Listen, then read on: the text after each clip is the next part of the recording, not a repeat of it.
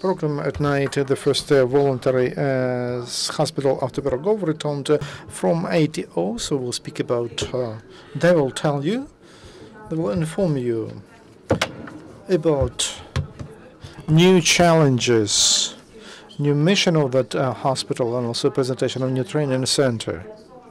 I invite head of the Supervision Commission, Gennadiy Druzenko, and the commander of mobile hospital, Maksym Tsyhanok. Thank you again.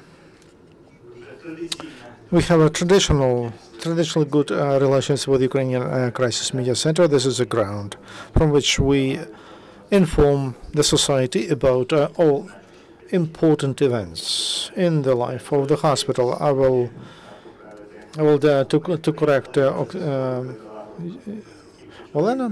We came from the east, several of us, because we wanted to do some data collection work, and because the situation from the first mission changed dramatically, and everybody knows that the most difficult spot is the Baltsovo.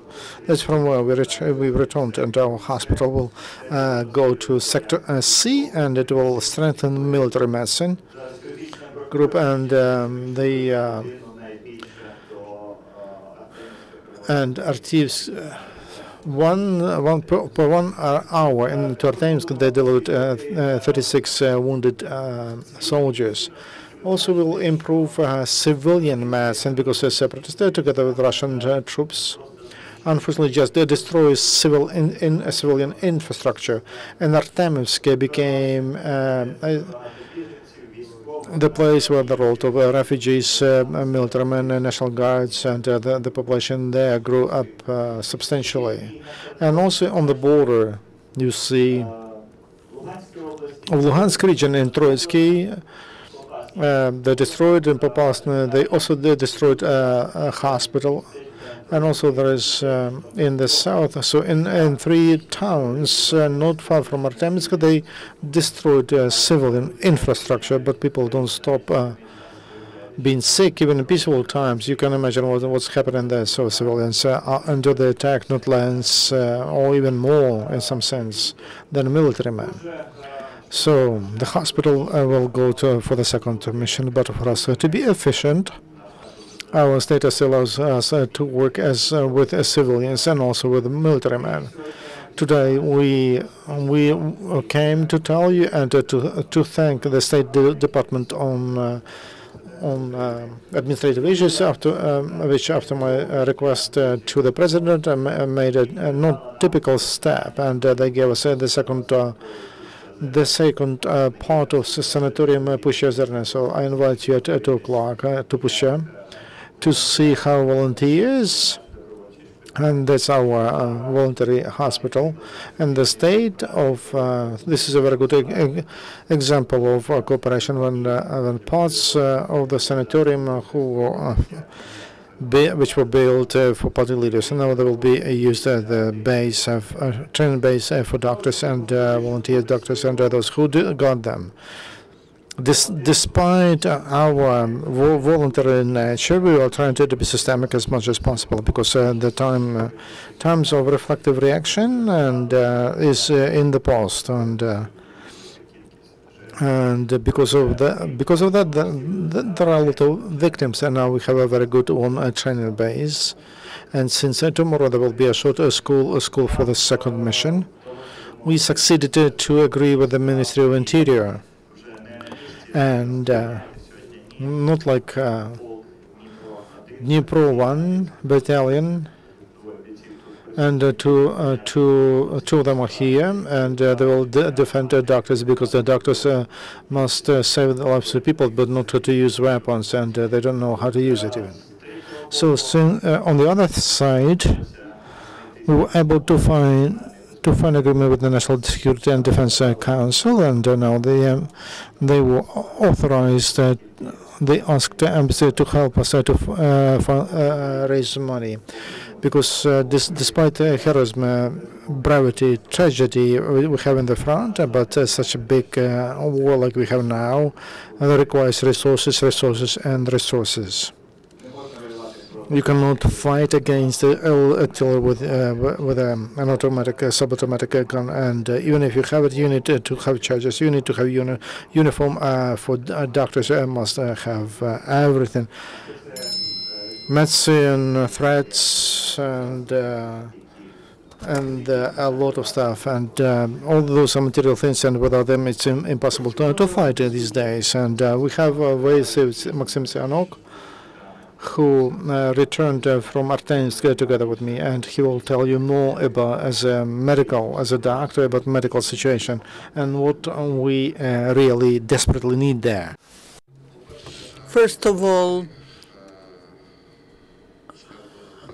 I would like to express appreciation to the doctors who stay in local hospitals and continue to work in these extraordinary conditions. I'm sure they, now they see a lot of wounds that they have never seen before, but they manage and they cope with that. There are certain problems, the lack of certain specialists, neurosurgeons, vessel surgeons, traumatologists. We have a big deficit of these specialists, both in the hospitals and in some of the units of military medicine. That is why we are enrolling people. We look for such specialists who agree to go there, to spend some time of their life to provide assistance to military who are wounded and to local population, because the flows of refugees are huge and they need medical assistance as well. At present, when we were there, there was a certain period of silence there, but we could feel that most probably that's not for long. That is why we are going to the second mission, and our main task is, with this second mission, is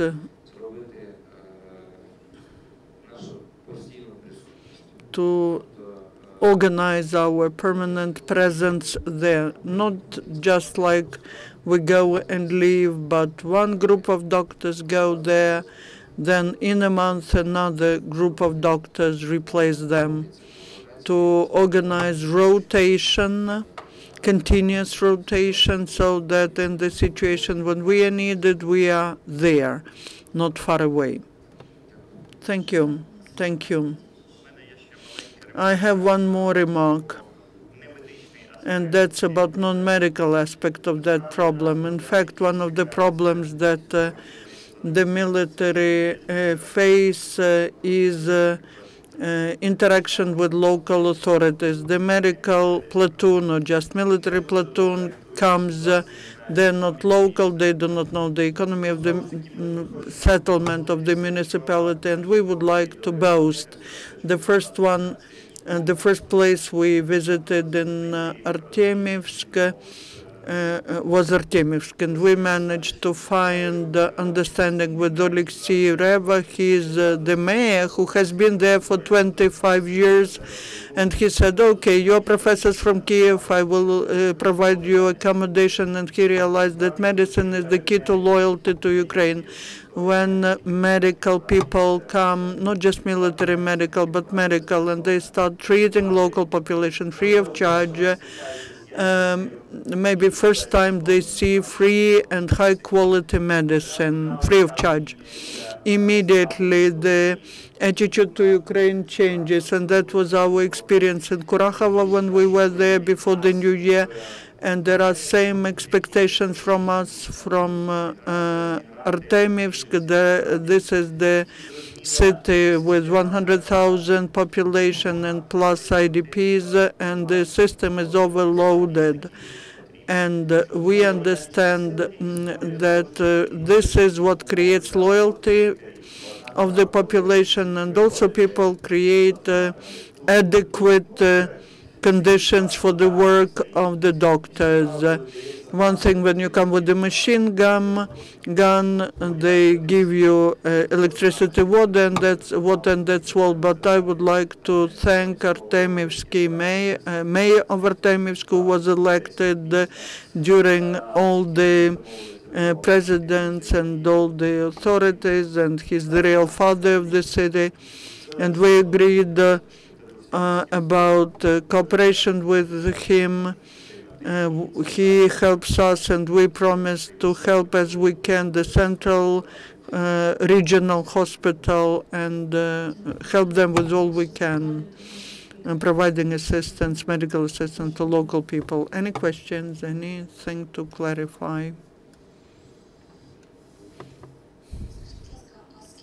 How many? Channel 5. How many doctors go to this mission? How much time you will stay there? Understand that's the training center for the third mission. These are the doctors who are prepared.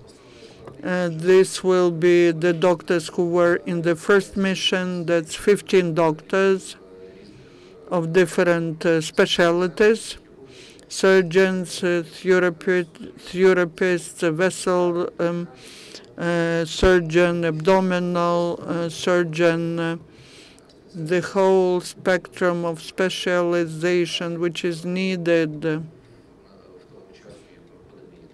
in this place where we are. But the total, the team is 32 persons. They will go to the east. This training center, which will be in Pushcha, how many medical doctors are you planning to train there,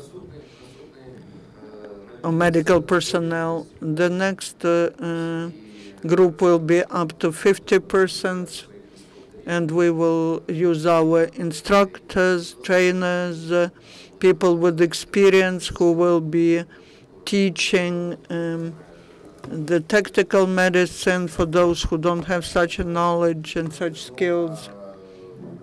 And in principle, talking about doctors, we're just selecting highly qualified specialists. This training center is important, not just like training center, because even the surgeon who works in just a regular hospital has to get this course of tactical medicine, because people do not deal with such types of wounds in the regular hospital. We are happy that we found a very dry storage, because how it works, they give us X-ray machine or ultrasound machine. We don't send it immediately to the front line, but we used some apartments of our doctors to keep them. Now we have the centralized place. We know what we have, and the next mission that goes, they receive food, medicines, and equipment, and they go to work.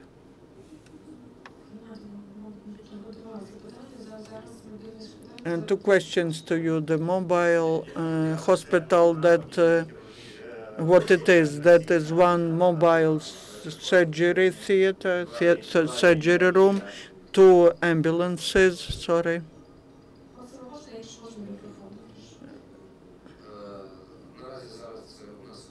We have 1 surgery room, 2 ambulances, 2 vehicles for evacuation of lightly and middle seriousness wounded, 3 vehicles, sorry, 3 vehicles, and heavy transportation. During the previous briefings, you were saying that you had problem with evacuation of the wounded from the front line and getting them to the hospital. Now that is resolved for a month, even though we were in the rear. Even though we were in the rear for a month, but we worked, and who will get to Puszcza Zerna at 2 o'clock. You will see what new things we have. We are proud of that because that's all done for the money from people. We don't have any kopic from the volunteers. Could you clarify where that place is? Today at 1 o'clock. From here, from Hotel Ukraine, there will be a special bus from state administration, and so that's in Puszcza line 14, and you go to the right. Sanatorium is called Puszcza Zerna. It's not on the street. It's to the line through the bridge. Leonid Danilovich, during Orange Revolution, he called the Security Defense Council meetings there. So that's a famous place. At 2 o'clock, you're welcome. You can see what describes during the briefing. Thank you very much. We invite you to see with your own eyes. And at 2 o'clock in Puszcza, the bus is leaving from Hotel Ukraine at 1 o'clock, and you are doing a very great job. And we invite you to hold briefings